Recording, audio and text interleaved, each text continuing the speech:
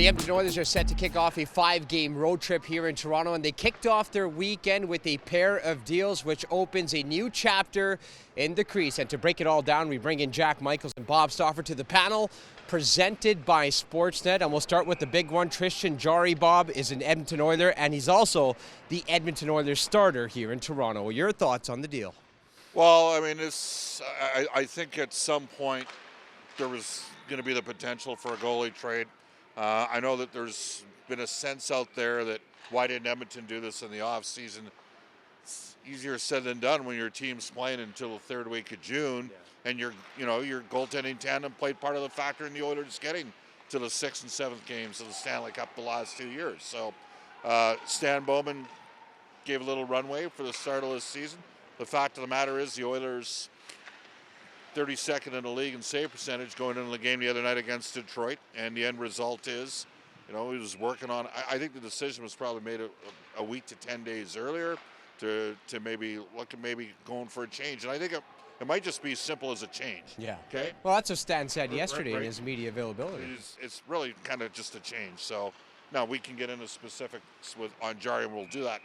But I kind of just think we were headed down an inevitable path here, because of how the first 30 games of the year transpired. And how about the timing of this, Jack, with Tristan Jarry having a couple more years left on this contract? We know when McDavid's contract expires, just the timing of this acquisition as well. Well, there's a certain business aspect of the deal to this, and you talked about it, and I think, based on Skinner's start this season and the team's start, again, I think the goaltender is always going to be to some degree a reflection of how the team is playing, and their inability to take care of the slot in the first 20, 25 games, I think directly impacted both Skinner and Pickard's numbers. But what Stan Bowman had to decide is what kind of appetite are we going to have for, say, a 6 times 6.5 deal for Stuart Skinner in the offseason. I mean, that's what a guy who's been to 2 Stanley Cup finals is going to command as an unrestricted free agent in the market.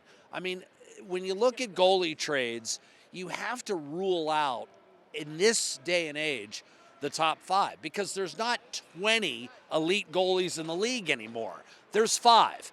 There's 2 in the Western Conference in Connor Hellebuck and Jake Ottinger, and there's 3 in the Eastern Conference and Andrei Vasilevsky, Shesterkin, and Sorokin. Outside of those top 5, if you're going to make a deal, and you're not going to make a deal, no one's handing you Andrei Vasilevsky. So what Stan Bowman has to decide is, do I like the cost certainty at 5.3 for 3 playoff runs as compared to playing it out with 1 and then seeing what happens? And if it goes sideways, now you're starting from scratch. So there is a business aspect to this deal, and there's also, as Bob suggested, a change aspect. We're talking about 2 guys with lifetime identical goals against averages, and the save percentages are .909 career for Jarry and .904 for Skinner. You balance that out with Skinner's postseason success relative to Jarry's, and you've basically got a dead even trade. So change and the noise being quieted is part of the reason you make this deal, because similar to the Quinn Hughes deal, at some point it starts to become a distraction. So, there are things, there's strengths in Jarry's game. He handles the puck pretty well. He's really athletic. It's probably a little bit better side to side than maybe what we saw to Stuart the last couple of years. And he's got a good glove hand, right? Stu was a consummate professional. And Stu did have that playoff experience and durability, and that would be his advantage. His advantages. Now there was another player involved in the deal, in Brett Kulak. Paul Coffey last year played Brett Kulak 23 minutes a game in the playoffs, and there again, a business decision, because the Oilers had no hope of re-signing Brett Kulak. Brett Kulak also wanted to play more than 18 minutes a game, so he's going to go someplace in the offseason. Right now, Brett Kulak might be the best free agent defenseman on the market. Right? He's probably looking at $5 million. He's got to get at least what Cody Ceci got, because unlike Ceci, he's played better in the playoffs than Ceci has. And he's never missed a game as an Oiler. And he was here for 4 years and never missed a regular season or postseason game. So, I mean, I sensed yesterday that there was a little bit of a surprise. Just like, wow. and I'm going to be really intrigued to see how the team responds tonight. But that trade had a lot of different things going on to it, and I'm going to be.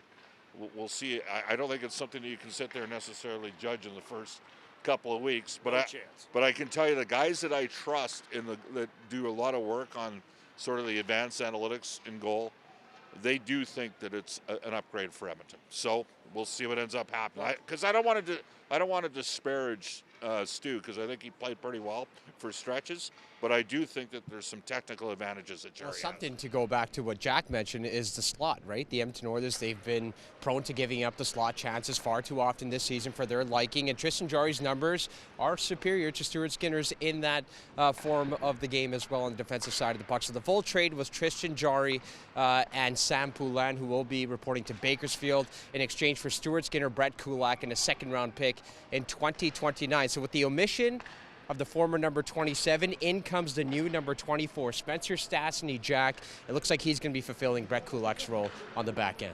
Well, I expect him to play against Toronto as well. Yeah. And he's on that third pair tonight. Yeah, with Ty Emberson, whom he played with for 3 years in the U.S. development program. I mean, there's a real familiarity there.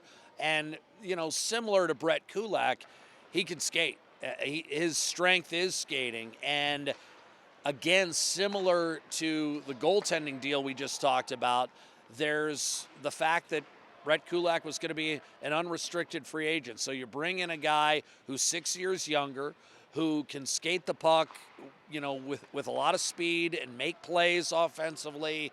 Is he maybe as good in the D zone right now as Brett Kulak is? Of course not. Is he as seasoned? Of course not. He's been up until this year, part-time performer for the Nashville Predators, working his way into the National Hockey League, as a lot of defensemen under the age of 25 typically have to do. He's now established himself as an NHLer, and when you're in Edmonton's position, at some point you do have to have some turnover at the back end of your roster. Let's say players 12 through 18, and ideally, if you can, especially within the salary cap constraints, you get younger and, I don't want to say cheaper, but less expensive is a better way to put it, because they're thinking that in 2 years' time, Spencer Stastney may be very close to what Brett Kulak is right now. And that kind of falls in line with the rest of this Oilers squad, because we heard from Stan yesterday, Bob, and he talked about how the younger players on this group are getting better even throughout the course of this season. There was the Oilers last year, the oldest team in the National Hockey League, right? Let's not forget that. We've got a much younger squad, and there's going to be some growing pains with that. Stastny's quite an interesting case. I mean, he was a forward until a year before he got into the U.S. National Development. I mean, the fact that he goes from forward, switches to defense, and a year later ends up in the, right now, what cannot be denied is the top national development program there is, speaks volumes to maybe how special of an athlete he is. And I think, he's an explosive skater, there's no question.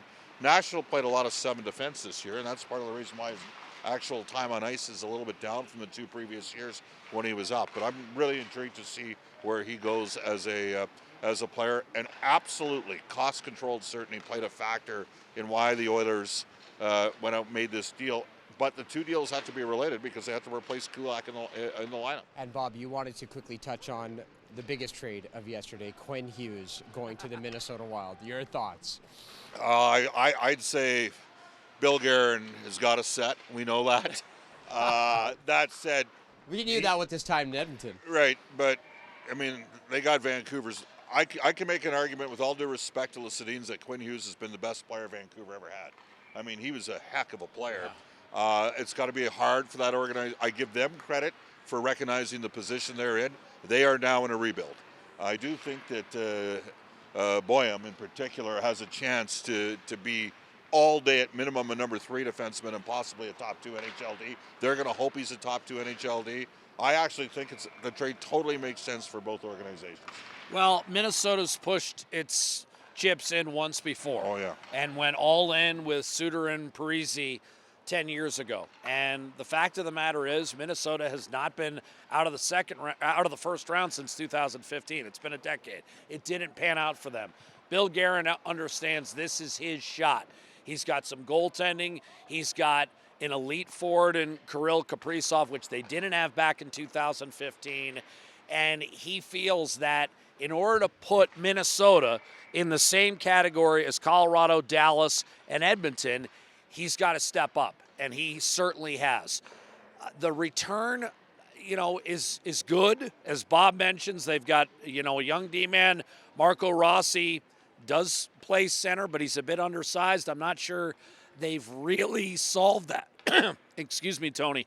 So I always look to default best player in the deal. On the other hand, for Minnesota, if a year and a half goes by and they haven't been out of the first round, it will be deemed a failure. It was quite the trade. There's a risk. Yeah, right? There's definitely a risk indeed, but quite the haul for the Vancouver Canucks yesterday as well. But, Bob, you had an incident with the defenseman on the Leafs this morning. It looked like Troy Stecher was trying to hit you with the puck during morning skate. Are you all right? Well, okay, you're in one piece? I never blocked a shot ever in my life as a forward, so I'm not surprised that one. It'd be hard to miss me, but he found a way to miss me. So. Well, Bob is always more popular with ex-Oilers than current Oilers. Well, it's Edmonton, Toronto, hockey night in Canada. Doesn't get much better than this. Jack, Bob, we always appreciate your time on the panel, presented by Sportsnet.